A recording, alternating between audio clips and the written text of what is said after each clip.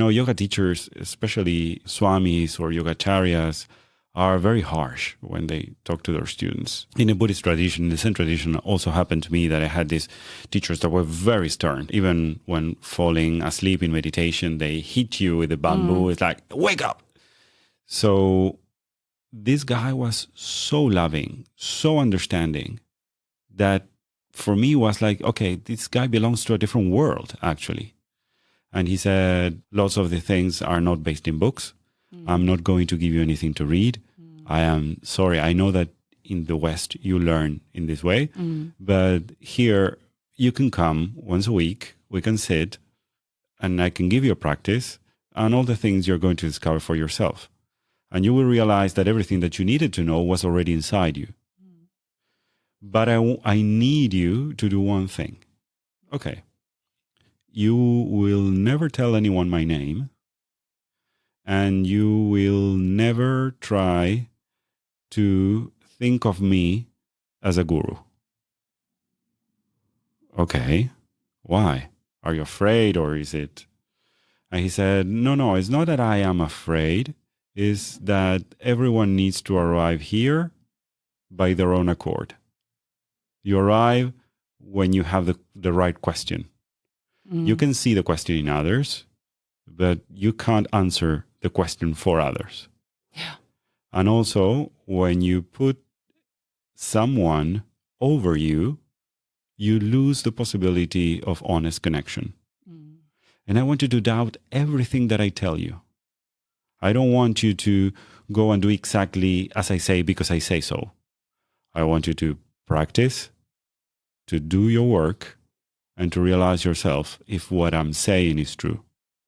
So he told you all this before you kind of started your teacher-student relationship? We started, I think, I left that meeting that day and it was like, okay, this is different, but it's different in a way that all the things that I have studied so far might not be, I don't know, useful. Okay, is how am I, because I realized that my question was, I was like trying to write a book and I was studying a lot and okay, this might not make sense. So I had been dedicating a lot of time to do something that I might not use after this. With time I realized that... I was going to say the same. With time I realized that it wasn't that extreme. Yeah. But at that point it was like, okay, this is a change in direction. And I think I wouldn't have trusted him this much if he wasn't so open and so loving in the way that he spoke. And he, as I said before, he took the words that I said to show me, okay, I understand, I feel what you're feeling, and I think that this is the path, but you will need to let a lot of things go from what you think you are or what you think is right, because that will go against the same urge that you feel to go through and grow in this path. So the next week he started teaching me some breathing exercises and meditations, and I was asking him about what was the logic behind it, why we need to do it that way. And he said, I appreciate your question, but I don't think I need to answer that. I said, okay, but how am I going to learn? You're going to learn it, making that experience yours. And you're going to go through that, and you're going to realize first that you're going to create a story, and you're going to say, this is it. And then you're going to realize that the story that you created is crap. It's just to make your mind feel safe. And then you're going to go into the layer of understanding that there are things that you can't put into words. And you need to be there. And you need to stay there, and then you will have the realization. But there is no way out. The only way is in. So we usually practice together, and after that, if he was in the mood, we spoke. I wrote a lot, And when I came back to Europe, we started writing each other. We had this back and forth that helped me. He always was directing me to go inwards and to understand more what I felt and what I saw. And understanding that every time that I tried to put that into words, I was like when you talk about Shambhala and say, okay, this is it. Because I had this thing about the world not being a real thing and this idea that I got when I saw The Matrix in the start of the 90s. He said, no. The world is real. And I was like, no, because tradition, blah, blah. And I said, no, our understanding of the world is an illusion. It's not that the world is not real. This is matter. And you exist the way you are because of the shape you are. And everything is your perception of reality. Yeah. So what is reality is something else. Yeah. That can be different from person to person. But your body, your 67 kilos of meat that you're moving forward contain your consciousness. So the container is as important as the content. The moment that you forget that, this is your vehicle. You're going to drive with this through this life. And the first thing that I thank Tantra for is that I learned through that to love myself the way I was. Yeah. Because I needed that to be able to move forward in the path of enlightenment. It was like, okay, I want to move forward. I want to become something more. I want to find my sense of meaning. I want to understand where I am here. And they're like, yeah, that's great. But there is no way that you could do that without your body.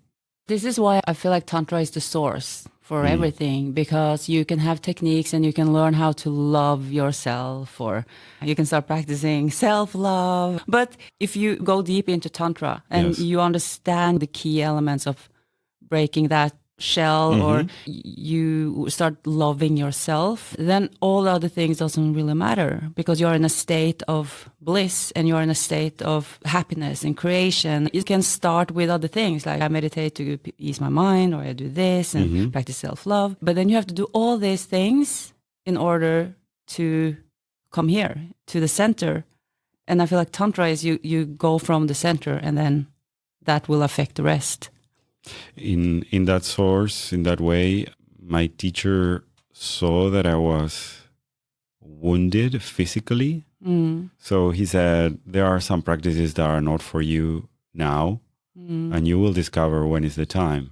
And I was like trying to hurry myself through the process. Yeah. And he said, no, you can't push it. And I promise you, when you feel confident and safe here, you will open up to different things without the fear. Because it's like you open a new door, and you can't open the 10th door until you open the first 9. Yeah. It's like an expanding process. That makes me think that I had been, with this teacher, it doesn't happen with every teacher that I had, but with this teacher, I had been really lucky. Really lucky. It sounds like you were very lucky. Really lucky. And I realized how lucky I was when I tried to find in the West teachers that were as he was in the East. If you want to have a teacher the way we've been taught, you can't really Google Tantra teacher. If you find someone that is offering, services as a Tantra teacher, that's not kind of the teachers that we are referring to here. So I think that type of teacher-student relationship is something that just happens if it's meant to be. Yeah, I believe that practice comes from a different place, and that depth is deeply needed. You can learn from the book, but the reality of the practice is absolutely different. In that sense, there is a book that I discovered through you, because it had been out of print for a very long time, that could be a good recommendation for our listeners if they want to discover a little bit. Which book? The first of the series of Lama Yeshe? Yes.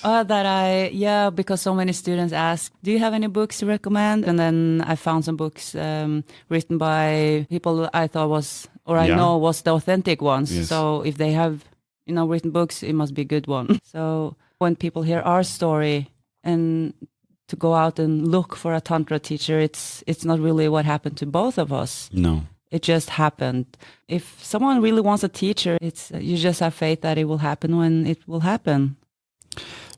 I believe that being open to explore these things, to stop rejecting it or thinking that it's mainly about sex techniques, helps to be open to seize opportunities and connect with this in a different way. I believe that it happened to us in our courses, that when people hear about the word tantra in the context that we mentioned it, people start to ask questions, because it's like, okay, this is something different. I hadn't heard this word in this context before. Now what you're telling me sounds, I want to tap into that. I believe that's the way. I think through practice, I believe that there are things that can't be pushed, and you need, as you said before, you need to go in your own path, and it will come up. But it won't come up because it's the universe sensing that you need that.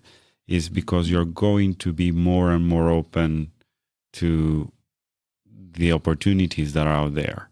Is that like this urge of connection that at one point will lead you to the door that you need to open? Yeah, maybe we should round off this episode and Yes. then continue on the next topic. That's awesome. Yeah, thank you. Thank you.